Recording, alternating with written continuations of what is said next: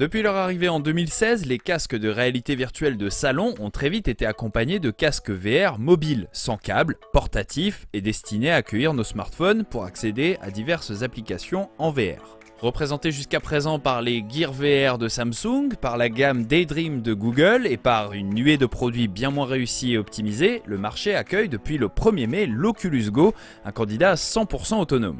Comprenez par là qu'il n'a plus besoin de smartphone pour fonctionner et qu'il est équipé de son propre hardware. Adieu donc la surchauffe des téléphones, adieu les soucis de batterie, mais à quel prix? Tâchons donc de savoir ensemble ce que vaut le dernier né de la gamme Oculus. Avant d'aller plus loin, il est important de comprendre que le Go se positionne comme un produit hybride et complémentaire de l'offre du Rift. Il est dédié à un public bien plus ouvert, bien plus vaste et, à la manière du Gear VR, va répondre à plusieurs besoins. Profiter d'expériences VR, de petits jeux, de films dans son fauteuil ou dans un transport longue durée et utiliser des apps sociales en VR pour joindre vos proches ou diffuser du contenu. Voyez-le donc comme un outil de divertissement multimédia et non comme un casque dédié avant tout au gaming. Cet outil, nous allons le manipuler à 360 degrés. Attention toutefois, côté tracking, c'est bien l'orientation du casque qui sera prise en compte et non sa position dans l'espace. Inutile d'essayer de vous déplacer chez vous en VR, le Go est prévu pour un usage statique.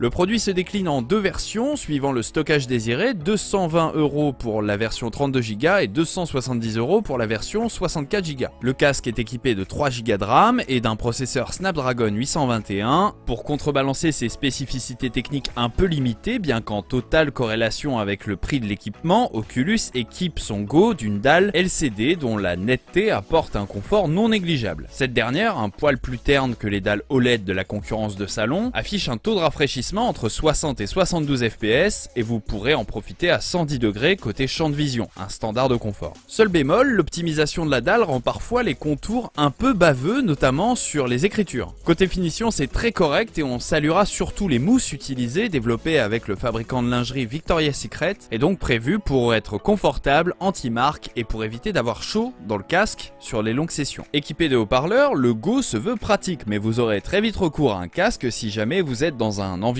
bruyant ou si vous êtes en compagnie d'autres personnes. Une fois dans l'interface, c'est donc grâce à un contrôleur muni de 2 boutons, d'un pavé tactile cliquable et d'une gâchette non analogique que vous pourrez naviguer. Et si ce même contrôleur fonctionne à pile et consomme relativement peu, le casque en lui-même se recharge en micro USB et dispose d'une autonomie d'à peu près 2 à 3 heures suivant vos usages et se recharge dans un temps similaire. Mais que fait-on avec un Oculus Go après avoir tout essayé? C'est là la principale question que l'on se pose une fois l'outil pris en main. Sa bibliothèque revendique 1000 apps, jeux, films et expériences vidéo à 360 degrés, mais en réalité le store gratuit n'est pas si qualitativement fourni que ça. Entre les expériences à la 3D un peu désuètes et les vidéos à 360 degrés tournées avec du matériel de qualité discutable, un bon paquet d'apps ne rendent pas vraiment honneur au Go, ce qui est fort dommage. On fera donc très souvent le tri, comme lorsqu'on explore un store mobile, mais gardons tout de même à l'esprit qu'il existe pas mal de contenus qui valent clairement le détour et s'avèrent à la fois propres, optimisés et très plaisants. Certains peuvent d'ailleurs être lancés en multi à travers l'Oculus Room, le hub social pour vous et vos amis qui permet de discuter, de se voir grâce à des avatars et de lancer des jeux, médias et activités en groupe. Une vraie bonne trouvaille pour Oculus, à ceci près qu'il faut avoir des amis qui ont des Oculus Go, sans quoi vous vous retrouverez bien seul dans ces espaces pourtant conviviaux. Quant au visionnage de vidéos et films, on saluera en plus de l'énorme banque de vidéos à 360 degrés la présence de Netflix VR qui, à la différence de l'app mobile, ne peut pas stocker les données en hors connexion. Impossible donc d'utiliser l'Oculus Go pour visionner vos séries et films lors d'un voyage en avion.